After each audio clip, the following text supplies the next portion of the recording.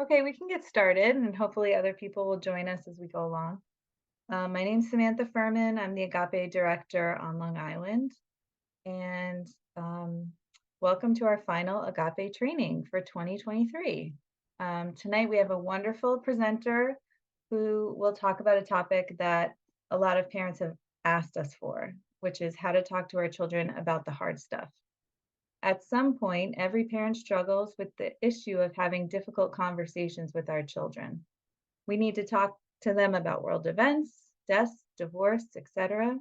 Adoption, loss, and trauma add deeper and often more uncomfortable levels to the already hard conversations that we are having. So tonight, we're going to answer the question, what happens when we're confronted with the necessity of communicating hard things to the children that we love? Our presenter tonight is Barbara Robertson. She is a licensed master social worker and is an Ohio-born New York adoptee. She always knew that she was adopted. However, she was raised during the closed records era when identifying biological information was lawfully inaccessible to her. Her life changed when she received a copy of her original birth certificate after updated Ohio legislation took effect in March 2015.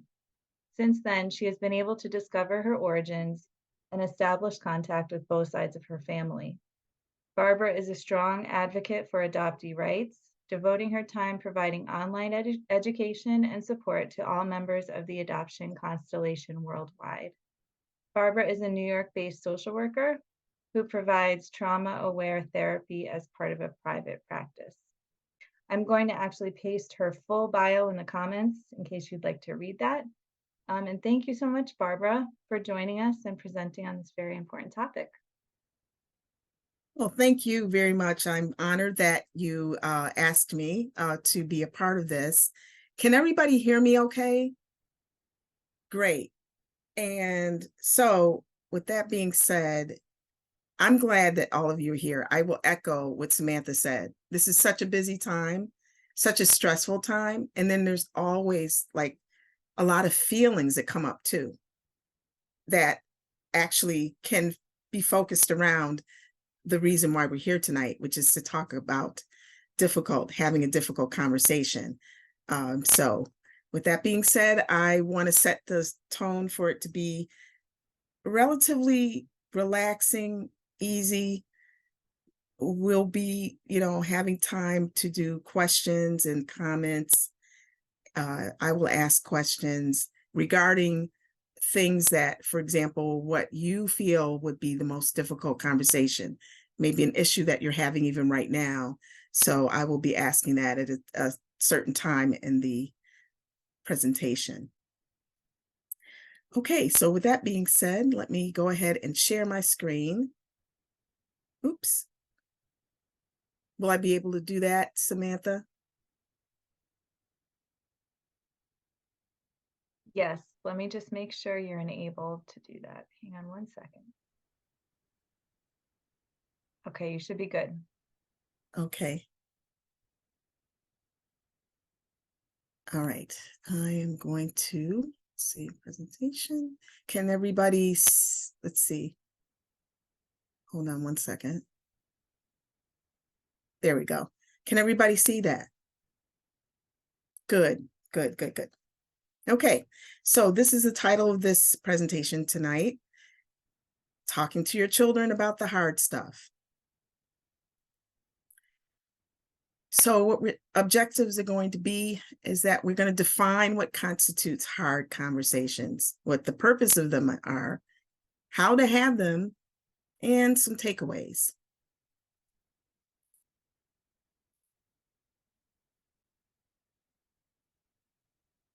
So let me start by saying, what does it mean to have a hard conversation?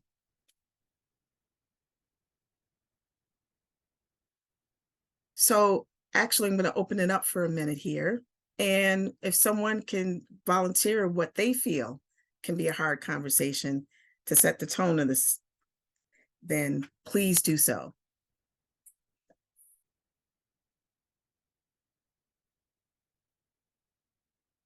And don't be shy either. Barbara, can you see the chat? I am looking at the chat now. So Renee says emotionally charged. Yes, that with a capital YES, emotionally charged, for sure. And for that reason, I'm going to be talking about that, the emotions, the feelings. Yeah, the death of a biological parent. That's a tough one. Again, that's something that's emotionally charged. And given the age of the child, how do you have that kind of conversation? It's very difficult for many adults to have difficult conversations, let alone trying to communicate those thoughts to a child. Jennifer says that a conversation that you're hesitant or afraid to start, not sure the words or timing. Conversations that invite questions that we don't have the answers to. This is great, guys. You did a great job, because that's where I was going with it. Thank you for your answers. So many of these hard conversations are related to loss, and our kids feel it so hard. So I find it difficult because my kids' capacity to focus for any length of time is pretty minimal.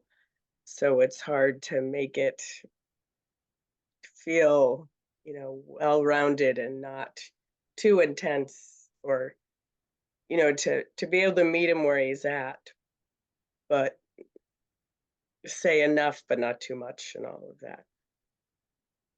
Yes, Michelle, thank you for mentioning that about loss, which is one of the 7 core issues of adoption. How many people have heard that and are familiar with those 7 core issues of adoption? I see some hands raised. I'm not able to see everybody, but yeah, loss definitely. And also you mentioned just to bring the balance of like the intensity of the emotions and then having to navigate that, like navigate yourself and your child through that. So hold on one second.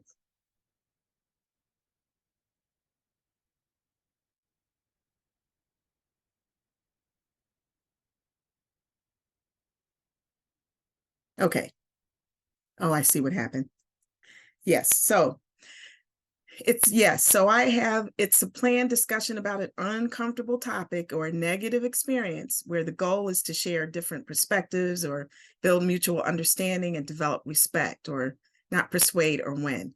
Now, I lifted this from a certain website, which is at the bottom of this slide, because I like the way they define it. I mean, it is definitely a planned discussion, but it is an uncomfortable topic. And it's a lot of times very negative to the people that are participating in it. And I would say that negativity in itself, or even having things that you have to say that is bad, it doesn't make people feel good about it at all, which is why many people avoid it. And avoidance is a coping mechanism.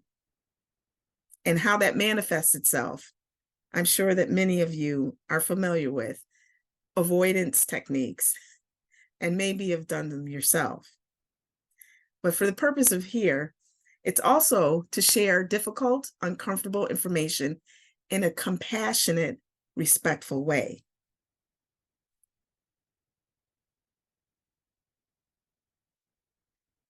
The courageous conversation is the one you don't want to have. Yeah, right? Again, talking about avoidance and how people and children avoid the difficult things. But I promise you, you will have light at the end of the tunnel. So how do we prepare for those difficult conversations? So the first step is to prepare yourself. Everything starts with the adults in terms of setting the tone for everything. Feelings, what your feelings are, because you're going to be in the room with your child. And you can't necessarily ignore the feelings that come up for you. And that's okay, because it's going to help you gather information about yourself that you may have to look at something a little more closer so that you can help your child through the process as well.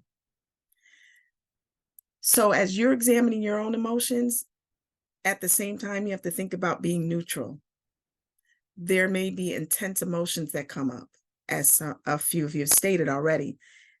But once you understand that, then, and understand what you need to convey, then this can also help for you to make sure that you get to a place emotionally that you'll be able to have this conversation and be non-judgmental. You're going to set a safe and supportive space, because ultimately the kids will take their cues from you. If you're going to be upset and anxious and stressed out, they're going to also mirror those emotions as well. And so, again, it's good intentions, because I know each and every one here represents the love that they give to their children, but it does rub off on them, because children they usually try to read the room and make sure everybody else is okay. And then they may try to do something in order to help with the situation or help with your emotions. So please remember that about how children will take their cues from you. So continuing on the theme of setting the stage, I'm also talking about setting it for location and timing. It should be a good, relaxing space. What I mean by making sure needs are met, it's like, nobody's hungry, thirsty, have to go to the bathroom, any of those things, or they got to rush off to someplace. That it's a nice, calming space. And also be mindful of what that space looks like and how the child is experiencing that space, because there are some aspects of it, and when you set where you're going to be, that they may be distracted, or the space itself may provide a source of tension for them that can add to this particular serious conversation that's about to take place. So please be mindful of where you're at. And I'll say one as an aside here. A lot of times when you're talking with older children, like teenagers and stuff, it really is helpful to be sometimes not necessarily looking at each other, but doing something side by side. A lot of times driving, for example, if you're driving and then they're in the passenger seat, seems to be a good place. But then again, it's about how that setting and location is going to be for all of you involved. Yeah, Jennifer, thank you. Sorry if I didn't see that earlier, driving in the car. You're right.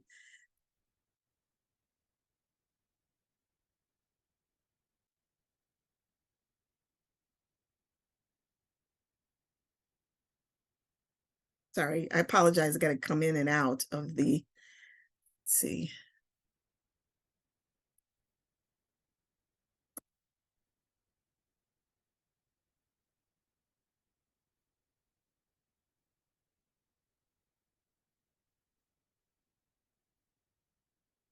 Okay.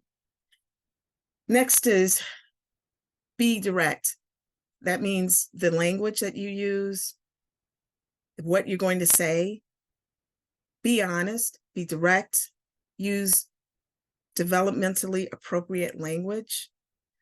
And that also means even if a child may be chronologically a certain age, developmentally or emotionally, they might be a younger age. And that you might need to take that into consideration as you set the groundwork for having this difficult conversation. Conversely, there may be some kids that present a little bit more mature, which means that they may be able to handle or understand something a little bit more than what you think. that they do. It's, hopefully as you are becoming familiar with your child as they move through the developmental ages, that you're going to know the difference and how you're going to set your tone, your conversation, and the words that you use, especially too, some words, for example, it could be related to culture, and how you frame something may be influenced by culture or their experience. So you have to also be mindful of that. So honesty is best. Don't make up, if you don't know the story, don't make up stories. Do not make, did I just say that? I really am emphasizing that with every fiber of my being. Please don't create a story for your child because you're trying to help them, because of course you're going to be compassionate. Of course you want things to be better for them, but making up a story is not going to be as helpful as you might think. It's okay to say that you don't know, and just support them around. There are some questions that they may have that you might not be able to answer. So again, with being direct, saying what you mean, meaning what you say, that's a challenge for me too. Because again, if you're thinking about emotions and you want to make sure that things are not too painful for them, or too uncomfortable, then you'll want to like edit your language. Yes. So it'll take some time, perhaps, but it's better to just be honest, say it, come to the point of it, and then allow them the opportunity to respond to you, to make a comment, or have a question, and even sometimes like voice their emotions, because that might be coming up too. Like they may try to, like, because they're feeling something, express that to you as you're trying to tell them something. And sometimes as adults, we get caught up in accomplishing the goal we're trying to do, and then we ignore the child and how they're responding.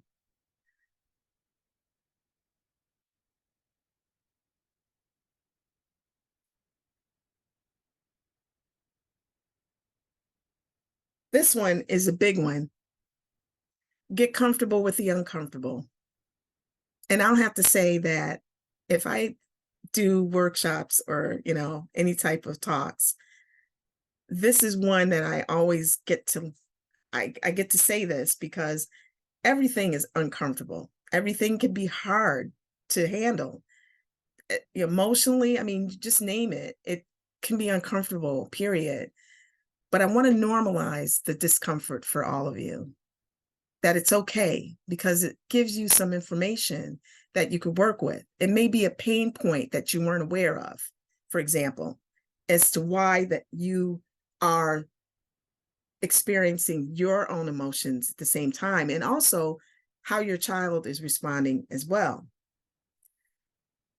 One of the things is that you are unable to protect them from all of the negative challenges of life, or you can't shield them from the pains of a lot of things. And you're also, as much as you can, you shouldn't beat yourself up because of that.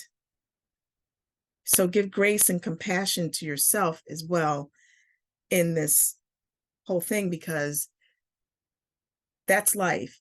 And I don't want to sound callous, but I'm just saying this for you as the adult, because you have to navigate your children through adulthood. You got to get them there. And it wouldn't do them any good if you try to shield them from difficult and uncomfortable things. So with that being said, be willing to come alongside and support them through the information. This is where you can be supportive, acknowledge their feelings, check for understanding, make sure that they know, or that they are receiving what you're saying. Reassure them that you will be there for them, however way that you can be there for them. And be able to ask them, what do you need from me? How do you want me to support you through this? Be empathetic. You know, yes, I understand this is really hard to hear. I feel sad too. Believe in them and yourself that you can handle the information. And then adapt as necessary. So I'm going to do a quick pause here and check in with all of you. Are there any comments or questions that you have at this time so far?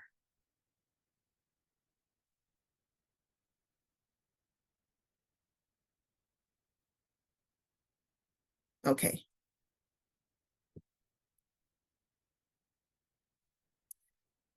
So I like this quote. This is from a blog I saw. My job isn't to numb her feelings or protect her from her feelings. It is to teach her how, and sorry, let me, gotta minimize you guys for a second, is to teach her how to acknowledge them, how to cope with them, and how to move through them. And that's a blog by Kimberly Cepeda, and the title's at the end.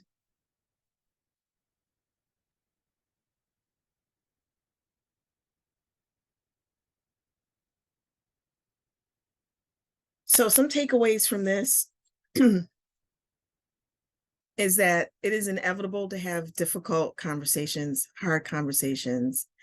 And so how can they possibly be? How can you get through them? How can you navigate them?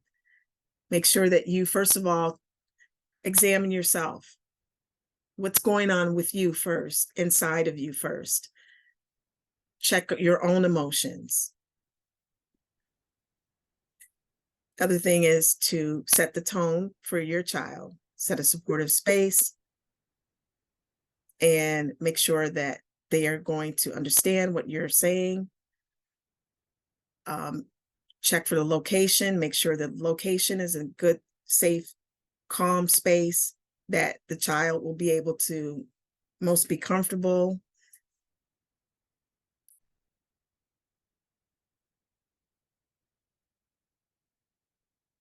And hold on one second, I'm going to go back to my, be direct. Honesty is best. Say what you mean. Allow the opportunity for response, questions, and comments. It's okay to say that you don't know. It's okay that you don't know the real story and don't make up one. Most of all, get comfortable with being uncomfortable, and that you'll be able to navigate through that.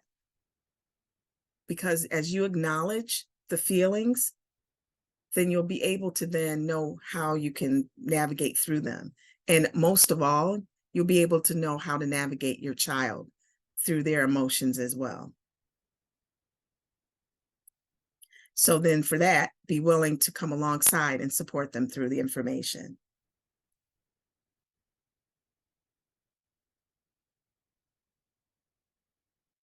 Now, 7 core issues of adoption. I will emphasize this because, as someone said earlier, they mentioned loss. And loss usually is underlying. This is how children wind up being in your home because of loss. Rejection, shame and guilt, grief, identity, intimacy, mastery and control.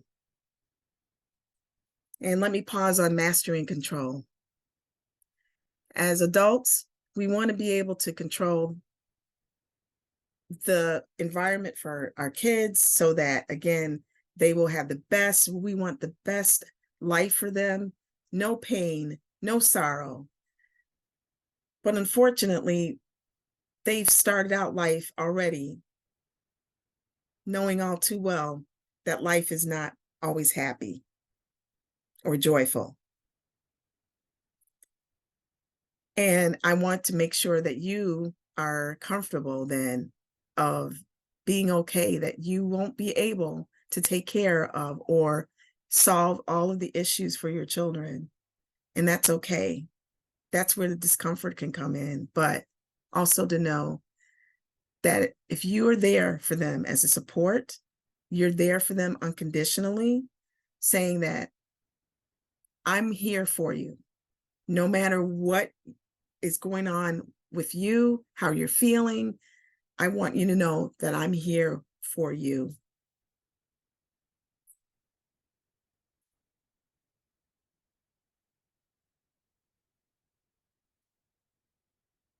So that's it for my slides for now.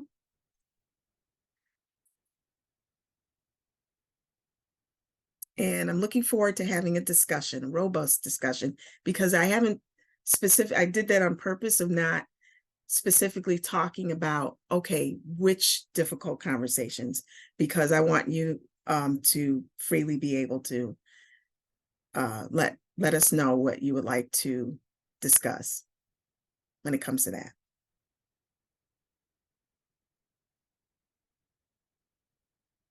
So the floor is open.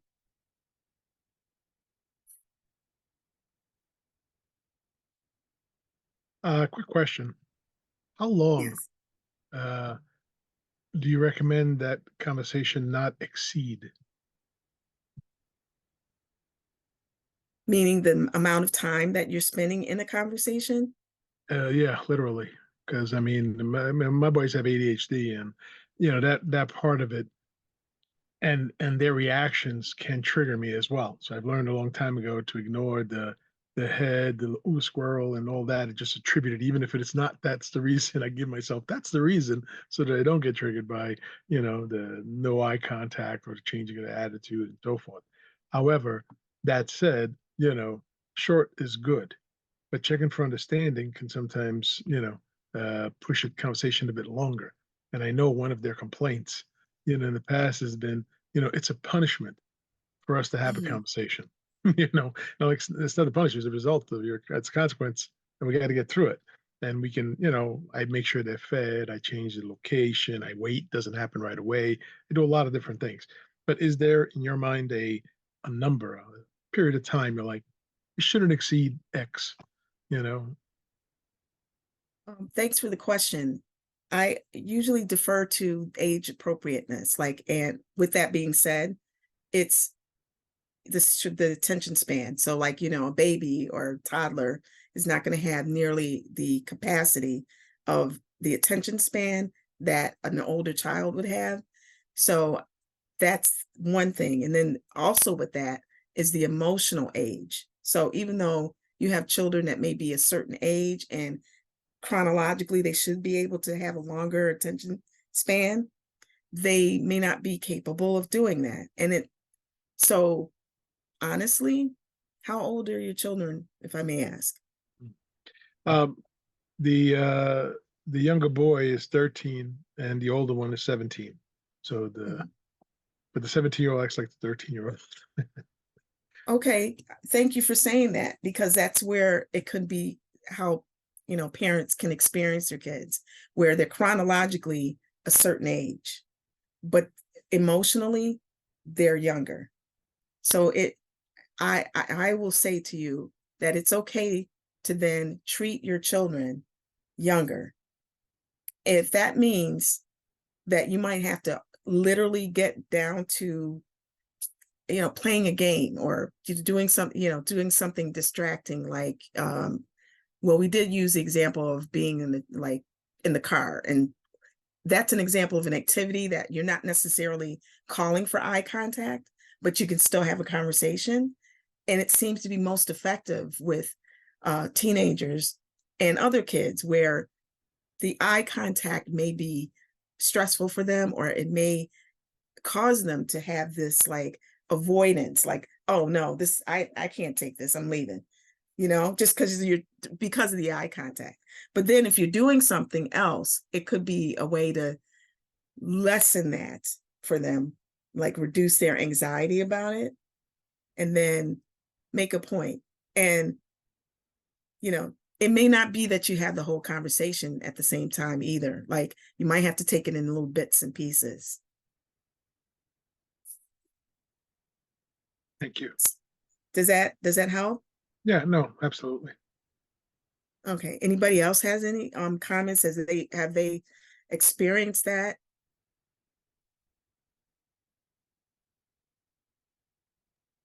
I really love what you just said about it not having to be a one-time sit down conversation where we talk about everything all at once, but that it can come as kids bring it up, or, as developmentally appropriate, like in smaller conversations. Could you maybe say more about that?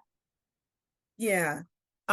While you were thank you for that, because while you were talking, I think about, this is sort of funny, but does every parent like the talk about, like, where the babies come from?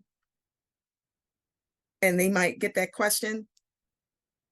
Okay. And then there's always this big response from the adult, like, oh my God, it's time to have the talk. I'm not ready. And then, it's like the child, maybe 5, and they just ask the question.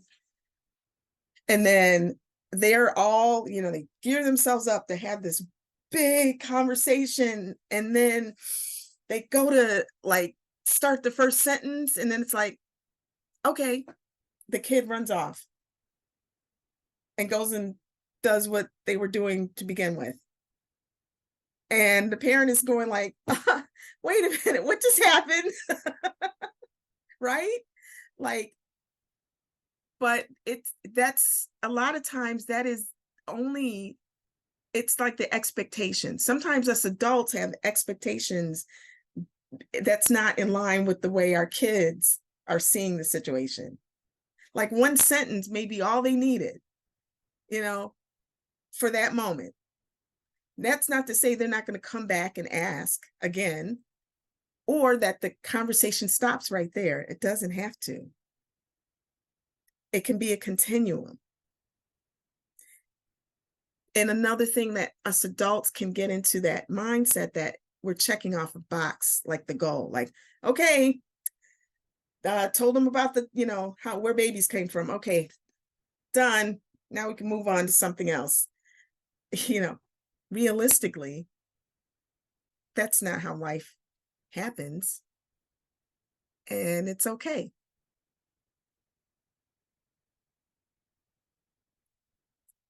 Did I catch everything in that?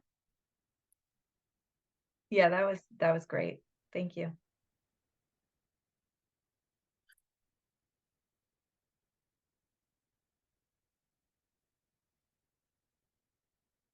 So, and one thing too, when I think, oh, sorry, let me go back into the chat. I apologize.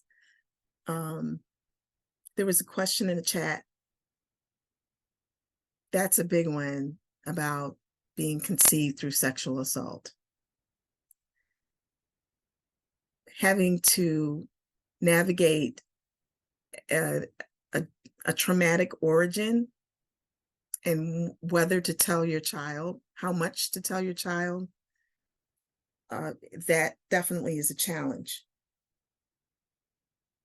And I'm hoping that, as you heard me talk about the age appropriateness and using a couple of examples, that it's the same like groundwork when it comes to something like this. When they become, if they're age appropriate, I don't know if Renee can elaborate if she got a younger child to ask that question off the bat, or did they hear something that led them to ask that question? Or is it more from what the parent knows and they're waiting for the time that they may have to honestly talk to their child about their origins.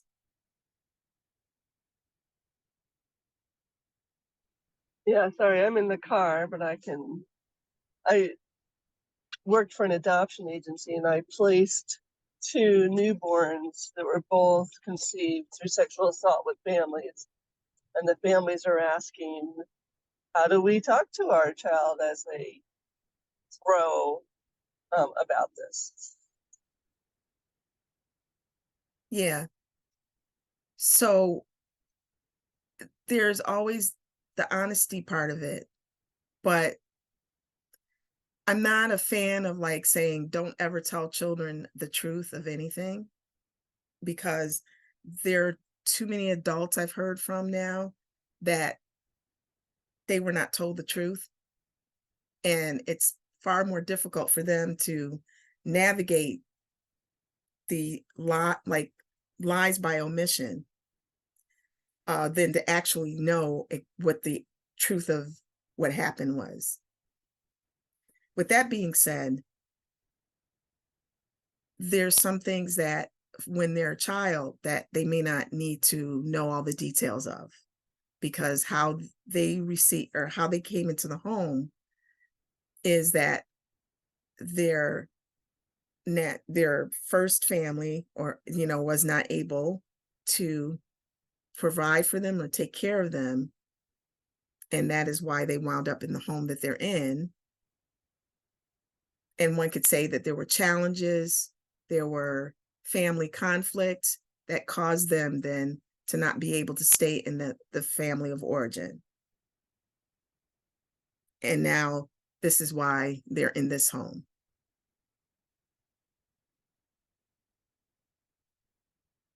Something like that. See, where it's not a detailed, but it's not saying that, oh, they loved you so much that they, put you in this place.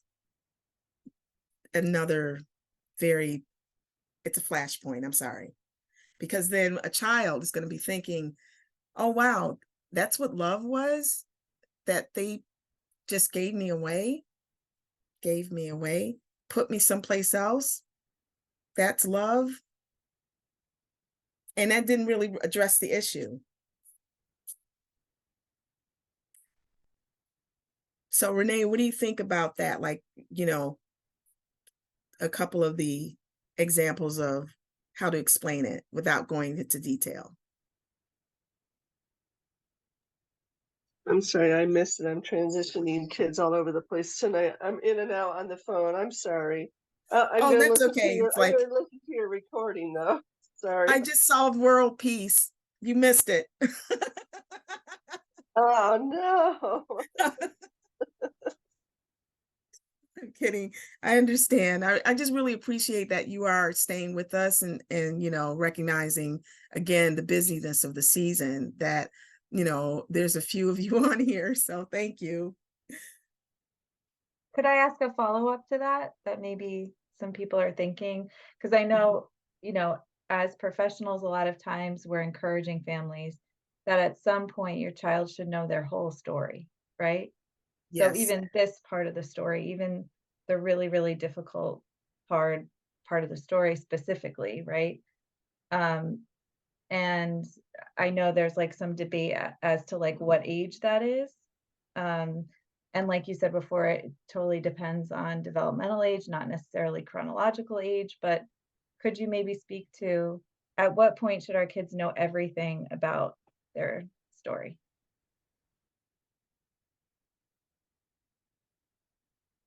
So I'll start off that answer to that question by saying how adoptive parents and caring adults are, I consider them, the keeper of a treasure box, so to speak. The treasure box that contains as much information that they know about their child's biological origins as possible.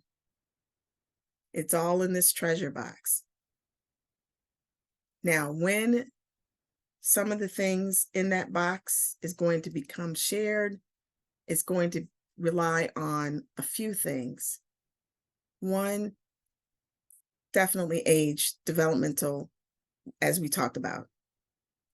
Two, is the child asking questions? When are they asking questions? Because then you go back to the first one, like depending upon the age, then you can answer something, but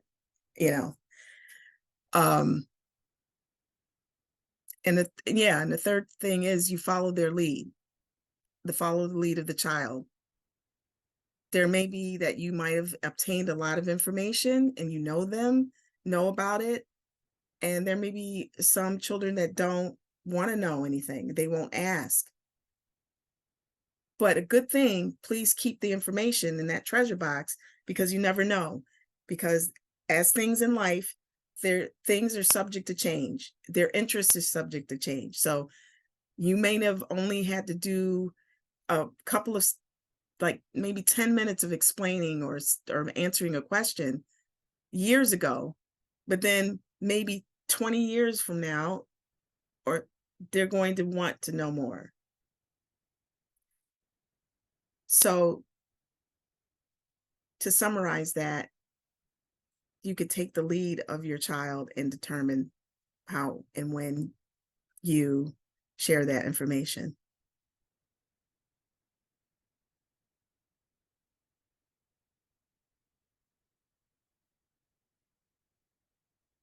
And also, I want to say to that as well, there may be some pointed questions that you might have to discuss that's pretty obvious, especially if they're coming to you as a child and, ask things like, hi, well, why don't we look the same? Why, how come we all look different? Or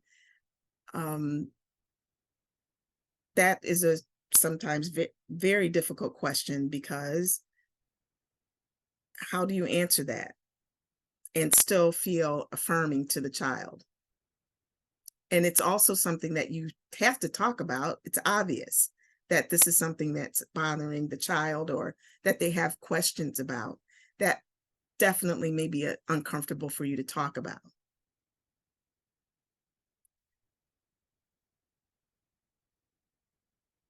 So Claude, you said that when we have a discussion about their adoption, we try to give them information, but limit to the minimum, mentioning we will answer any questions, and we do. Do you think this is lying by omission? Well, you said you limit your information to the minimum, Claude. Yeah.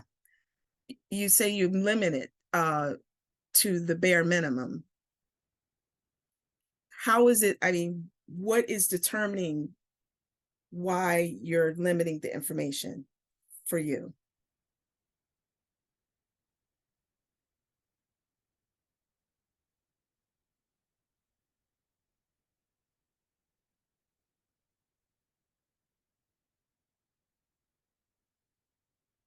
Why Claude is getting to be at a spot so you can be in a good spot. Tracy, I want to acknowledge the beautiful cat. It's always great to see animals and children that may be special guests. Siblings, and Keegan said this one kept her calm, so this one stayed. Wasn't one of the two that I was considering adopting to surprise her, but it was meant to be. Ah, I see. Well, thank you for sharing. Sorry Okay. about this.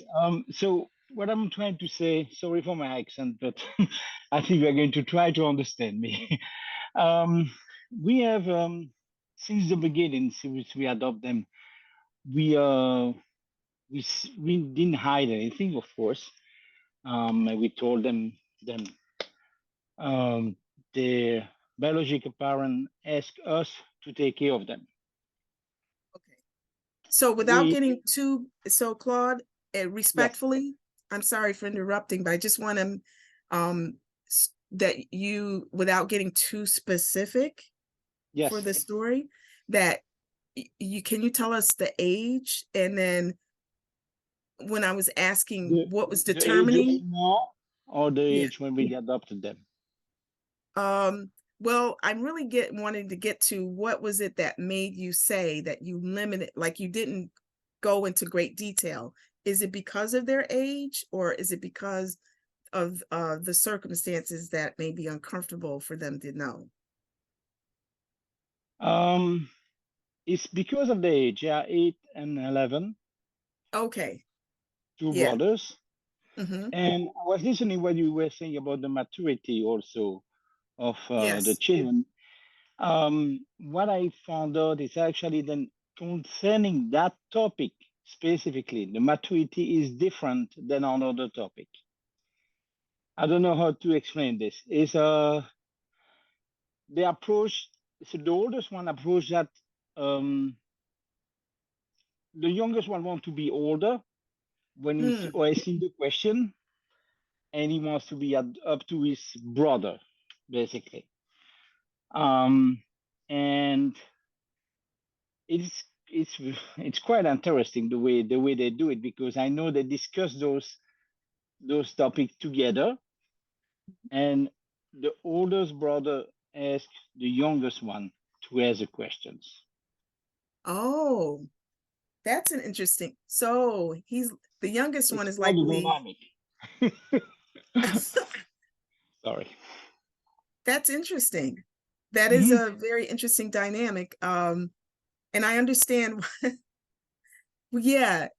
So in other words, you still have to adjust what you say in order to accommodate the youth or the chronological age of the youngest. Anyway, Correct. yeah. And it's not, so that isn't lying by omission if you're being mindful of the information and what you're saying to them, how, like how much you're sharing with them. Like, for example, they don't need to know some things that the adult dynamics and why their parents weren't together. And then you go into detail about all of that. Not at, That's what we feel. yeah, Absolutely. not at 8 and 11. That's 8 and 11, right? You said? Correct. Yeah, they don't, that's right now, it's more important for them to grow in their developmental stages. And I say to parents that if the emphasis in this age range is are you parenting them in terms of so that they can help to get to their milestones, then that's okay. Because the time for them to be all detailed about like the nuances of the relationship and all that comes when they can be an adult and they can handle those things. My question actually to all the other parents, if they have experience with over the years, do the question become more aggressive when they get older, or the behavior become more aggressive if the answers are not there? It could be. And I'm going to tell you why. It's because the teenage years. Teenage years is the time when identity issues come up to the forefront. If they didn't already, they really start showing themselves, like, middle school, and then teenagers just really becomes more, everything becomes more intense when you're a teenager. So there may be that where the questions, you might not have gotten questions before, now all of a sudden they want to know everything. All of a sudden they're asking you more often. And then they're saying, look, is that all you've got? There's got to be something more. And it may come off as aggressive. So I'm using that as an example, right? Because they're searching for their own identity and they're looking for information, for example. I know I struggled with that as an adoptee myself, that was in a closed records era. So there was no path for me knowing biological origins at all. And I had no point of reference, even though one would not, seeing my adoptive parents, one would not have thought that I was adopted because I matched. So why would I have identity issues? But I did, because teenagers, have to like try to figure out who are they going to be when they grow up? What are they going to be? I try to think of that ahead in way in advance. Like when we adopted the children, they were 8 months and 3.5, and I contacted the mother and the father's family because the father didn't want, however, and I asked them to try to write down history of their family and what do they want the children to know when they grow up. And I kept that in an envelope, and I'm trying to have that prepared for them, for that, to maybe resolve that problem of identity, because I think it's probably something that's extremely, and they will struggle with it being adopted children. So Well, thank you for doing. I want to commend you for that.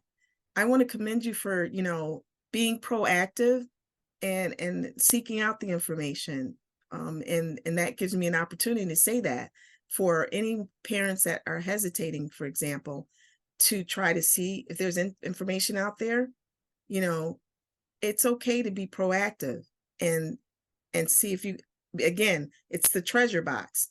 You're basically on a fact-finding mission that there may be some information out there that your child could benefit from at some point. And certainly that would help. I'm not saying, Claude, that will, you know, eliminate all of the identity questions and issues, but it certainly will help. okay, so it's a step in the right direction. Yes, absolutely. Okay, thank you. You're welcome.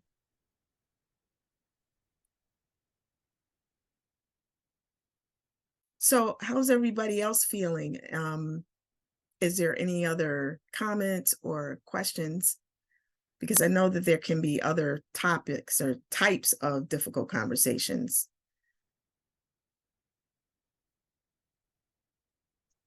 We recently connected to Keegan's biological family, mom, sisters, and then aunt, cousins, and grandma. And Keegan says pretty regularly, I wish I could live with my sisters. Like, not so much I wish I could live with my mom, but I wish I could live with my sisters. Except for when she's mad at me, and then she would like to live with mom. And it's hard. Like, I understand, like, she wants siblings, and she knows now that she has two sisters and they live with mom, and she hasn't ever asked why they live with mom and she doesn't. We talk about how mom was a teenager when she was a baby and wasn't ready to parent and wasn't able to keep her safe. She did bring up the other night, well, it wasn't my mom that couldn't keep me safe, it was Luke. I said, no, actually mom was given 2 chances.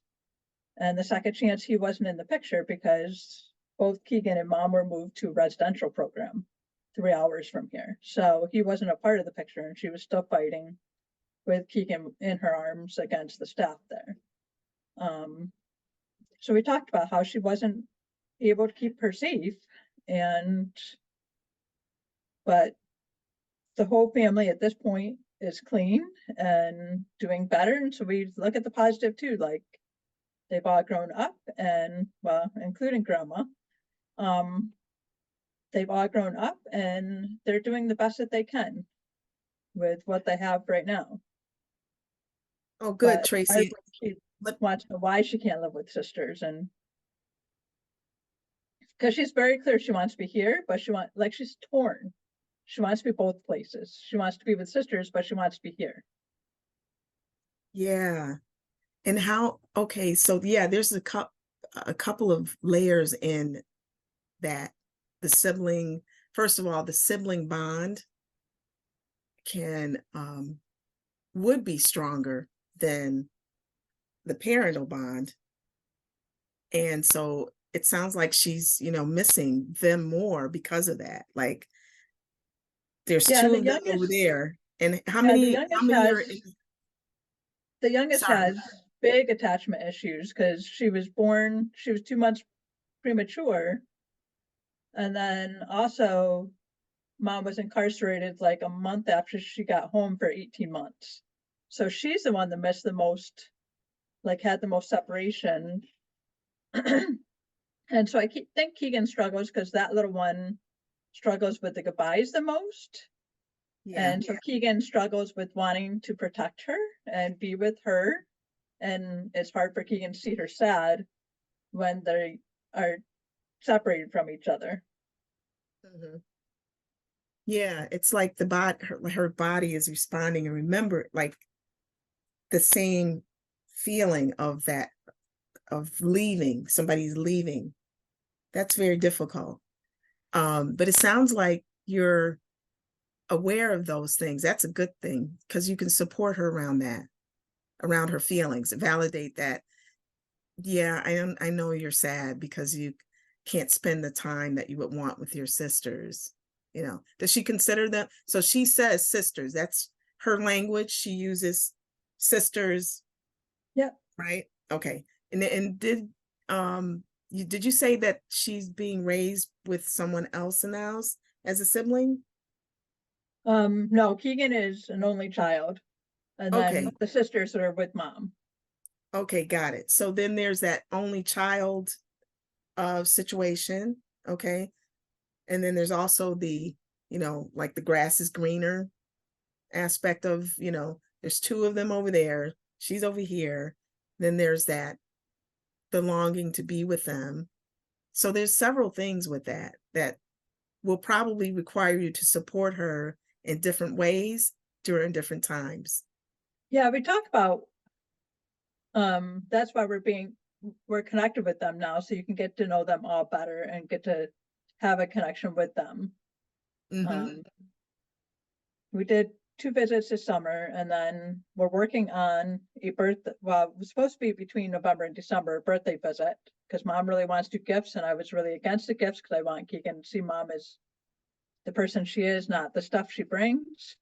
So we decided to do one between the middle sister's birthday and Keegan's, but then they had illnesses, we had COVID, so that totally threw that out. And now Keegan's struggling enough that it's like, okay, do we want to do a visit right now? But we actually saw grandma yesterday because I gave her something for the cousins, and they had a nice little visit, even though Keegan was still in the car. She was able to see her, and it was a nice little connection for a few minutes. And we'll see them all very soon. So that's good. So it sounds like you're navigating, staying in touch. Do you FaceTime or do, like video chats and stuff like that? Yeah, we have done a video chat, and I do the Google text with them. So like Okay. on Keegan's birthday, which was last week, Keegan's like, "What time was I born, Mom?" I don't know. Let's ask Jessica. And she responded right away, and she sent a ton of baby pictures to Keegan, to us through my phone. Sent baby pictures and sent her ultrasound pictures from when Keegan was growing in her belly. And so we've got a nice connection, and mom has definitely been more open this time around too, which is helpful. So that tells me she's also doing a little bit better herself. I'm so glad you said that, Tracy. That's a great example of how sometimes when a parent, biological first parent, depending on the language you use, it's just semantics, but where the connection may get lost in some points, even though it may be an open adoption, because they may be struggling with their own feelings. Because again, if we go back to those 7 core issues of adoption, everybody is experiencing that in some aspect, form, or fashion. And so it's good that she's now able to then engage. And she did wow, the preciousness of those baby pictures. Now, do you like, how do you preserve them? Have you made an album or something that I Keegan haven't can yet. I go? need to. Like Okay. Keegan can look at them at any time, but I haven't printed any off at this point. And she's got a picture that the mom and sisters drew and wrote a little note, "We love you." She had that in her bedroom. Good. So she had used that the other night. She goes, "I want to go live with them," when she was dysregulated here. And I said, "We will see them soon." Yeah. So, and it's interesting because mom was a flight risk when she was in foster care. And Keegan is So- a flight risk now. Oh, because I wanted to interject, but with the utmost respect, that I wanted to make sure that it wasn't as too much identifying, but I understand what you're saying. Yeah. There Yeah. are some similarities, like the thread of abandonment that seems to be running through that sounds like you'll continually need to support her through that.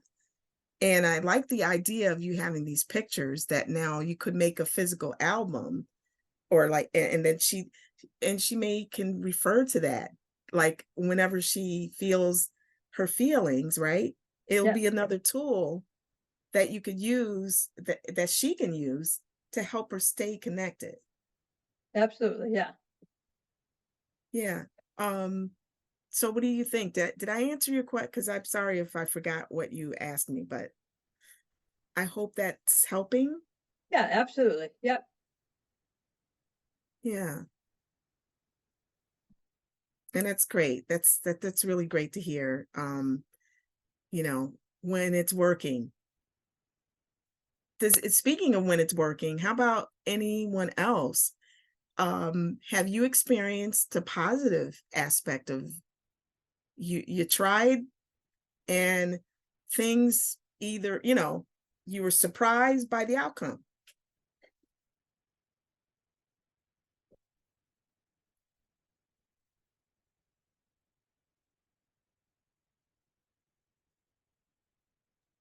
So my son was adopted internationally, and so we know really nothing at all about his story for the most part.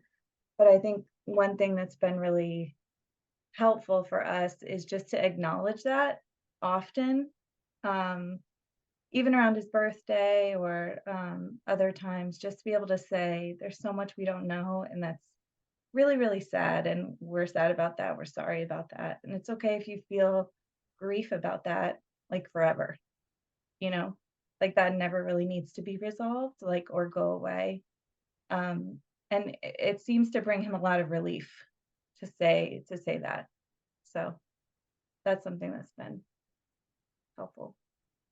Wow, that's good to hear, Samantha, because one, it sounds like you have taken his cue. You've acknowledged his feelings, and you've also given him the opportunity to feel them in a safe, supportive space, non-judgmental. So then so whatever burden that may have been sitting on his shoulders about that has been relieved a lot. One of the things I talk about too is that in children, because they inherently want to please their parents. And I know sometimes it doesn't seem like it when the behavior may not match, but they do. They really want to do and be the type of child that their parent wants. And so a lot of times they'll try that, but in their secret self, in the secret life and thoughts of a child, they'll try very hard to resolve whatever issues that's going on, that they perceive that's going on.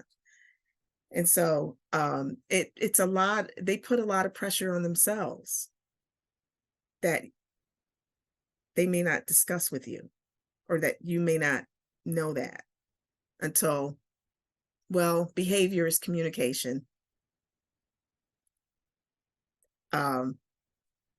So yeah, so that's good that you're supporting, and it's a great example of how taking the child's lead on once they are able to express themselves, and know that as a parent, you're not going to be able to take you can't solve all the issues. You won't be able to, but it's okay. And normalizing that it's okay if things aren't okay, if it's not ideal. And a lot of times when when you're going through life, there's going to be situations that happen that's not ideal. And, that'll be another issue or another discussion that you will have to have with your child. And then I want to circle back to your feelings as the adult.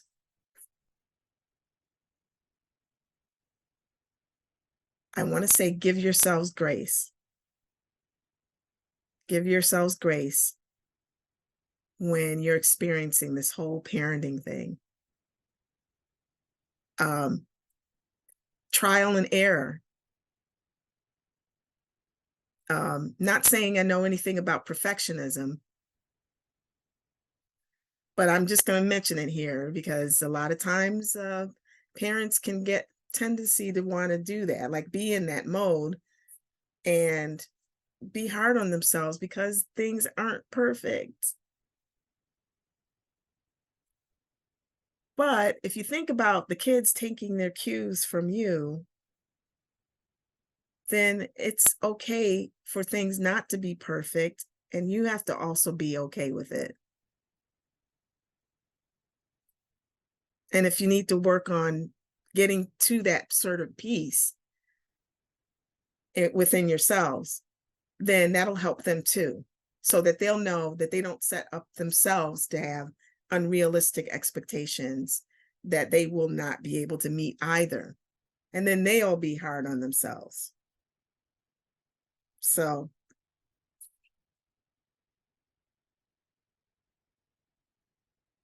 any thoughts? Oh, Claude had to leave. Okay.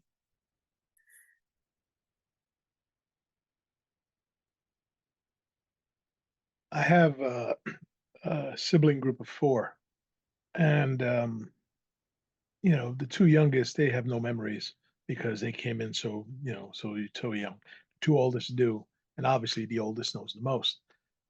Ironically, um, we were driving by one day, and my older boy, you know, he was like, "Oh, look, that's the place we stayed with mommy." It was, you know, one of these welfare motels, et cetera. The rest of the day, they obviously stayed with for a minute, you know, and he was, that was the place, that was the place, and he was so excited that it just happened that we just happened to be driving by a place, and he's yelling it out to his sister, and his sister was shutting him down quick, like, yeah, giving him one word answers. You know, the oldest sister who knew the most, yeah. It's like, but look, it's right there, and so forth. There's daddy. And I goes, oh wow, where is it? Over there? Yeah, okay. And the sister was like, okay, and turning her head the other way. And fine, you know. And obviously because, you know, he when we had them, there was probably a third placement, you know, albeit there was short placements till they got to us. And but for the oldest, you know, it brought up, you know, bad memories. And to him, it was just wow, you know, it was a thing. And so when we're talking about them asking the questions or using one another, you know, to bring up the stuff, that's the story that pops into my mind. Because we've always been matter of fact about it, you know, and such, as far as the whole thing didn't make it anything big, didn't make it anything different, you know, because they're not in the they're not in the current story, you know, and such, because we haven't had contact. I try to keep contact, you know, separately, but they keep disappearing on and off because of their issues. And so, but we do other things. Like I noticed with my oldest, you know, the most problems we had with her when we first got her was around the mother's birthday, you know, the biological mother's birthday. So once we learned what the birthday was and we saw what it was, oh, okay, great. You know, now we knew we could, you know, there was a reason that took us almost a year, you know, to find out, year and a half to find out about. And then it was that. We're like, oh, okay, great. So, you know, and we're, you know, we're religious. So, you know, we'll say prayers for her during her birthday. We'll light a candle for the other times and stuff like that, and try to incorporate it as much as the older one will allow, you know, because she Great. still keeps it a bit separate. Now the older one is 19, you know, and is in college and so forth, and still isn't very open, you know, about the whole idea. You know, so she talks about it sometimes, you know, but never wanting to have that family discussion. So getting back to it, it's just it's hard to navigate when you got, you know, 4 of them and they all got Mm. their different ideas, as to what it is. The boy, he'd like to talk about it, the older boy, but the older girl doesn't. And the two Mhm. younger ones, they only know they're adopted because other people tell them that they're adopted, and we've told them they're adopted. And Right. to them, they don't know anything else really. So, any idea regarding that dynamic, because it's, yeah, and the older boy is not very empathetic and very quick on the uptake to realize what his sister's doing, even Mhm. though he's 17 now, and he's still not, you know, mm, Yeah. Wow, that is difficult to navigate. I'm going to just acknowledge that because it's and this is something that even as an adult, I just recently heard that by Gabor Mate. I don't know if anybody, have you heard of him? Gabor Mate, Mate. Um, there's a video out there. One of the ladies asked him about the fact that the siblings grew up in the same household, but it seemed like, why did they have such different experiences? Um, and he talked about it, the fact that each child experienced, like, they had different parents, and let's extrapolate out to that. The reason why I'm mentioning it is because then you have four siblings that have four different experiences with this situation right now, and their responses are different from each other. And the fact that you have been able to acknowledge each of them, and then give them the space that they can, work through the feelings, and then have and be okay with them having the feelings that they're having. Like, it doesn't sound like you push back. I mean, you might have been surprised, but you never know how kids are going to respond if they're growing up in the same household. That they will have different experiences, and they'll experience life differently. They'll have different coping styles. And so, yeah, that's normal.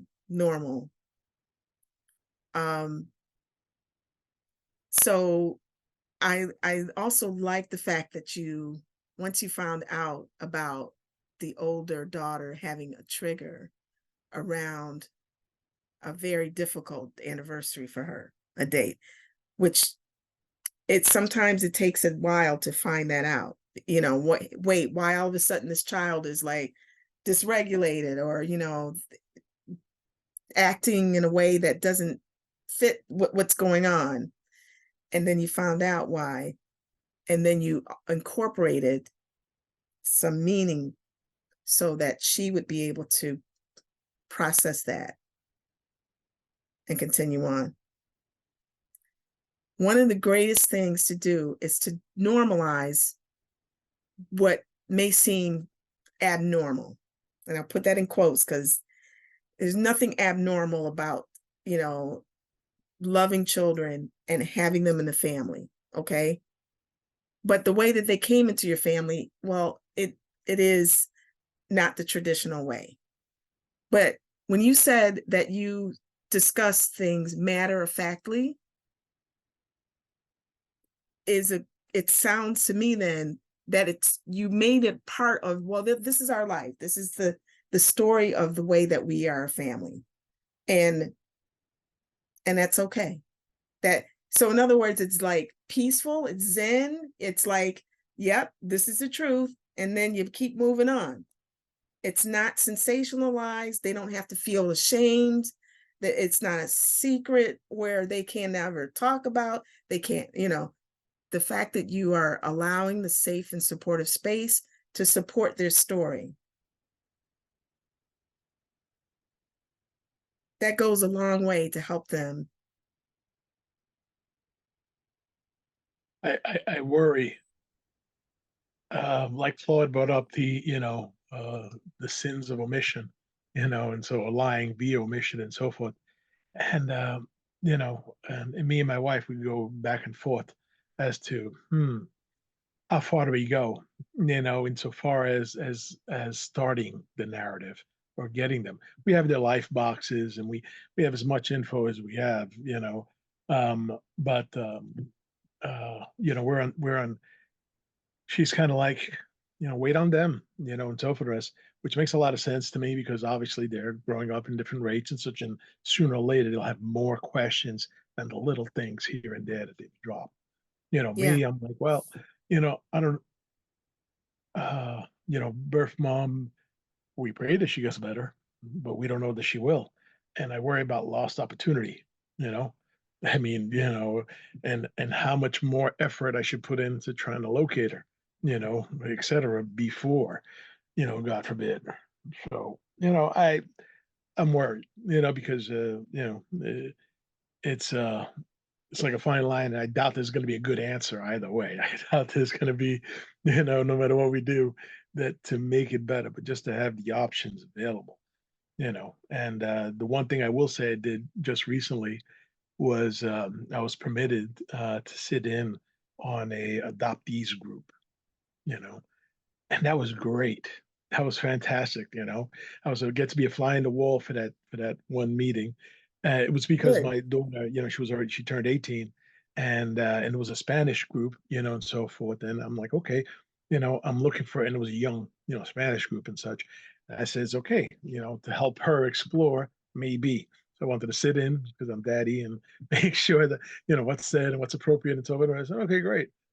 But I really loved it because the perspective that was offered, that, you know, being a child of divorce doesn't match, you know, and so forth. Having step siblings and half siblings doesn't match.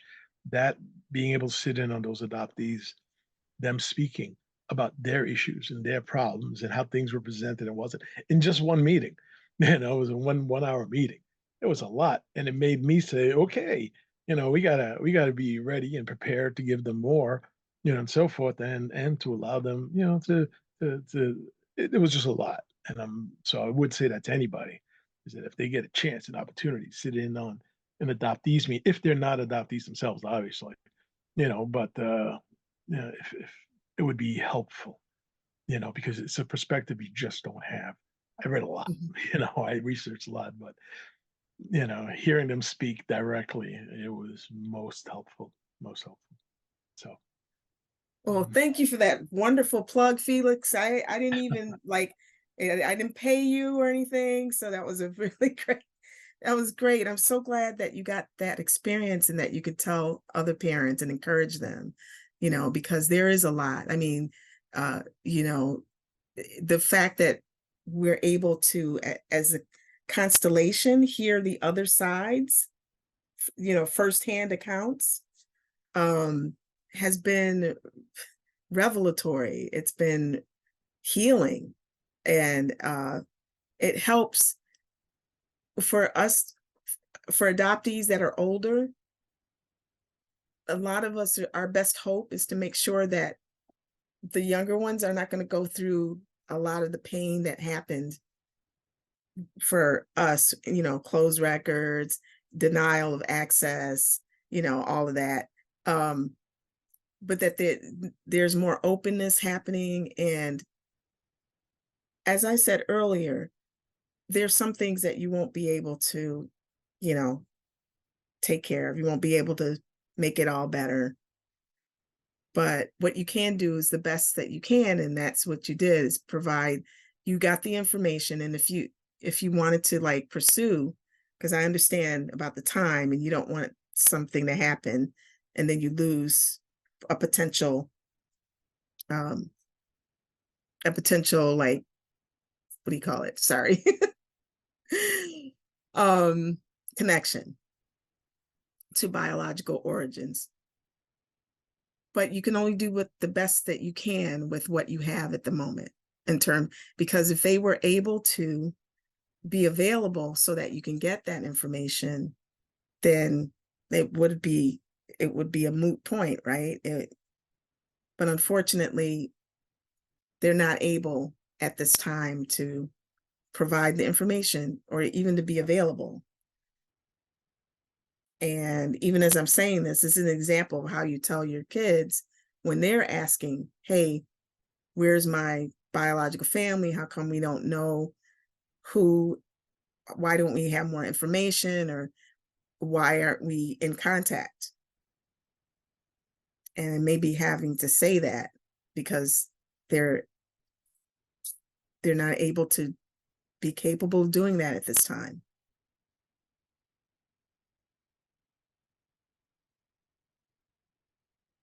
And so I know there was a couple of things that came out like in the headlines recently, some very high profile people. I don't know if you heard, like there's Kerry Washington, the actress that played on Scandal and found out that she was donor conceived at 43. Yeah, so the book just came out. So this is like real, like hot off the press, okay? If you didn't know that. But the reason I'm also saying that is because that's the next frontier. We have many people who are with the DNA kits coming out, are discovering, connecting to a biological family, finding out that they are not related to who they thought they were related to. And they're finding this out now. A lot of them are being adult, well into adulthood. And her parents did not, and they were not going to divulge that information. That part is what is difficult for, it's difficult for an adult to navigate. That really is, because when you talk about omission, that's a huge type of omission that lends itself to like, but you lied to me and you also betrayed me because you didn't share truthful information with me. Because kids can take truthful information in their age appropriate way if it's presented as you have your example, Felix. You've done it in a matter of fact way. This is how you came into this family, and that's, sure, okay, and then they go and play. But when it's been like decades, and nobody said anything, and then finally, out of surprise, they find out we're talking older, that's where the impact is even more felt. So whatever all of you, each of you are doing at this level, with whom you're raising or mentoring, parenting, it's good that you're here. It's good that you're getting the information that you need in order to make much more better, viable decisions for your children. So then it won't be so bad. So like such a devastating thing to happen years down the road. There's always time. You guys are still here. So there's always time to learn something new or to make an adjustment. And so I want to encourage all of you with that. Give grace to yourselves, give grace to your children, be compassionate to yourself. Like what you didn't know before or how you did things, but now the fact that you're willing to learn some things and to implement things that can help your children, even if it's uncomfortable,